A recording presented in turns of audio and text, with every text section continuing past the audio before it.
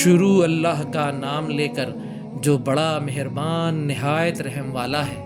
حامیم، اس کتاب روشن کی قسم کہ ہم نے اس کو ایک مبارک رات میں نازل فرمایا، ہم تو خبردار کرنے والے ہیں۔ اسی رات میں تمام حکمت کے کام فیصل کیے جاتے ہیں، یعنی ہمارے یہاں سے حکم ہو کر بے شک ہم ہی فرشتوں کو بھیجتے ہیں۔ یہ تمہارے پروردگار کی رحمت ہے، وہی تو سننے والا ہے، جاننے والا ہے۔ آسمانوں اور زمین اور جو کچھ ان دونوں میں ہے سب کا مالک، بشرطے کہ تم یقین کرنے والے ہو۔ اس کے سوا کوئی معبود نہیں، وہی زندگی دیتا ہے اور وہی موت دیتا ہے، وہی تمہارا اور تمہارے پہلے باپ دادوں کا پروردگار ہے، لیکن یہ لوگ شک میں پڑے کھیل رہے ہیں۔ تو اس دن کا انتظار کرو کہ آسمان سے صاف دھواں نکلے گا جو لوگوں پر چھا جائے گا، یہ درد دینے والا عذاب ہے۔ اس وقت وہ کہیں گے کہ اے پروردگار، ہم سے اس عذاب کو دور کر، ہم ایمان لاتے ہیں۔ اس وقت ان کو نصیحت کہاں مفید ہوگی جب کہ ان کے پاس پیغمبر آ چکے جو ہمارے احکام کھول کر بیان کر دیتے تھے۔ پھر انہوں نے ان سے منہ پھیر لیا اور کہنے لگے، یہ تو سکھایا پڑھایا ہوا ہے، دیوانہ ہے۔ ہم تو تھوڑے دنوں عذاب ٹال دیتے ہیں مگر تم پھر کفر کرنے لگتے ہو۔ جس دن ہم بڑی سخت گرفت کریں گے تو بے شک انتقام لے کر چھوڑیں گے۔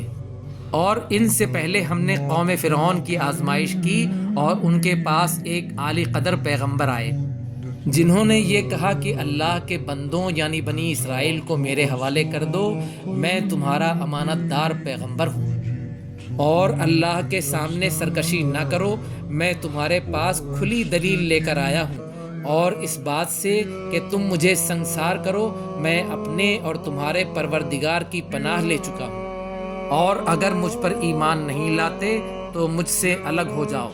تب موسیٰ نے اپنے پروردگار سے دعا کی کہ یہ نافرمان لوگ ہیں۔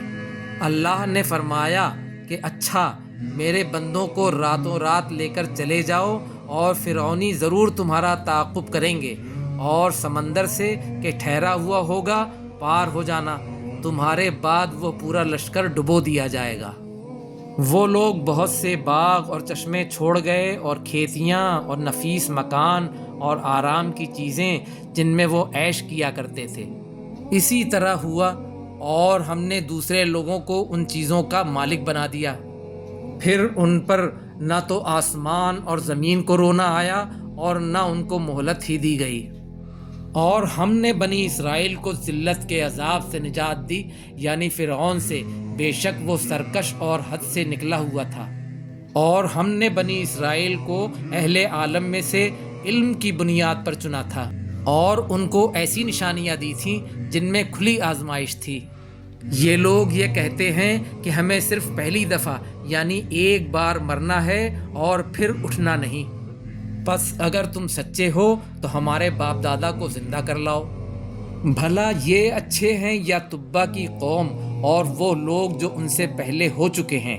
ہم نے ان سب کو ہلاک کر دیا، بے شک وہ گنہگار تھے۔ اور ہم نے آسمانوں کو اور زمین کو اور جو کچھ ان میں ہے اس کو کھیل کے لیے نہیں بنایا، ان کو ہم نے تدبیر سے پیدا کیا ہے، لیکن اکثر لوگ نہیں جانتے۔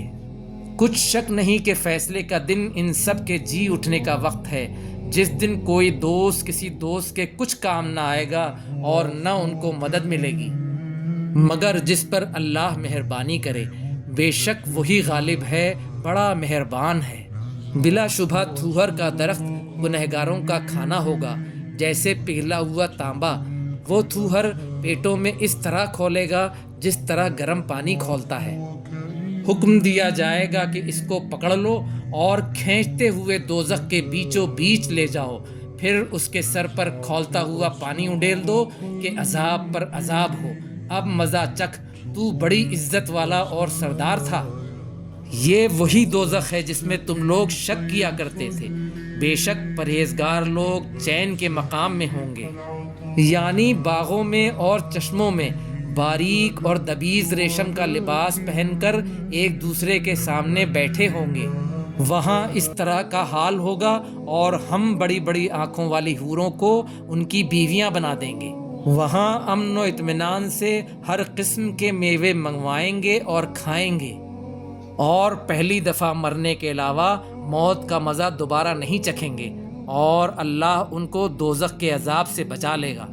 یہ تمہارے پروردگار کا فضل ہے، یہی تو بڑی کامیابی ہے۔ ہم نے اس قرآن کو تمہاری زبان میں آسان کر دیا ہے تاکہ یہ لوگ نصیحت حاصل کریں۔